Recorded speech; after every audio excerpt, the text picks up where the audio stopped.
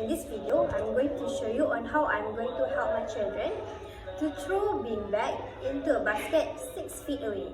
So in this video, I'm going to show you on how I'm using or applying physical prompt. So firstly, I'm going to slightly bend my student's body a little bit forward and then assist her dominant hand to throw the small beanbag into the basket. Okay.